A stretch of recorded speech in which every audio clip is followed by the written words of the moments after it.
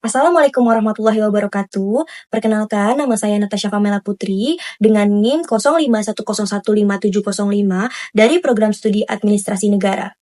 Pada video ini, saya akan menjelaskan dan menjawab pertanyaan yang diberikan oleh Ibu Tutor di tugas 1 pada mata kuliah Logika.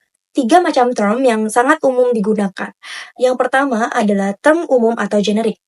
Term umum mencakup kategori atau kelas objek yang sangat luas dan tidak merujuk pada satu individu tertentu. Contoh kalimatnya, manusia adalah makhluk sosial. Nah, kata manusia di sini merupakan term umum karena mencakup semua individu manusianya. Yang kedua, term khusus atau spesifik. Kebalikan dari term umum tadi, term khusus ini merupakan term yang merujuk pada suatu objek yang sangat spesifik. Contohnya dalam kalimat Soekarno adalah presiden pertama Indonesia. Nah, Soekarno ini merupakan term khusus karena hanya menuju pada suatu individu, yaitu Soekarno. Yang ketiga adalah term konkret. Term konkret adalah istilah yang mengacu kepada objek nyata yang dapat dilihat, dirasa, dan diraba, atau memiliki keberadaan fisik. Contoh kalimatnya, buku itu ada di atas meja. Nah, kata buku dan meja merupakan term konkret karena buku dan meja dapat dirasakan, dapat dilihat, dan diraba. Selanjutnya, saya akan menjelaskan apa itu sesat pikir atau logical fallacy. Sesat pikir dapat diartikan sebagai sebuah kesalahan dalam penalaran yang membuat suatu argumen tampak logis, namun sebenarnya tidak valid. Kekeliruan ini bisa terjadi dalam berbagai bentuk dan seringkali mempengaruhi kualitas argumen yang diajukan. Selanjutnya, saya akan menjelaskan jenis-jenis sesat pikir.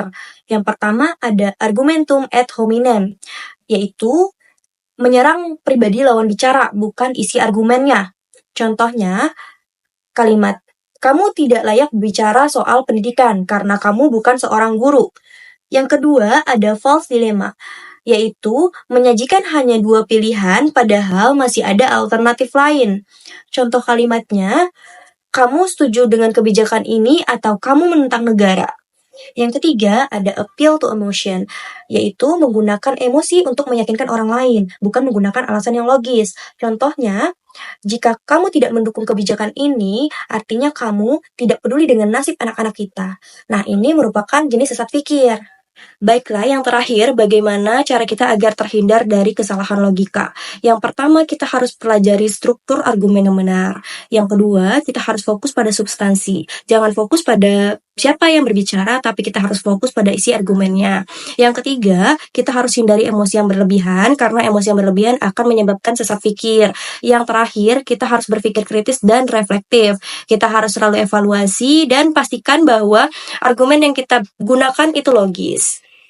Baiklah, hanya itu yang bisa saya jelaskan mengenai term dan sesat pikir atau logical fallacy. Saya memohon maaf jika ada kesalahan dalam pengerjaan tugas ini.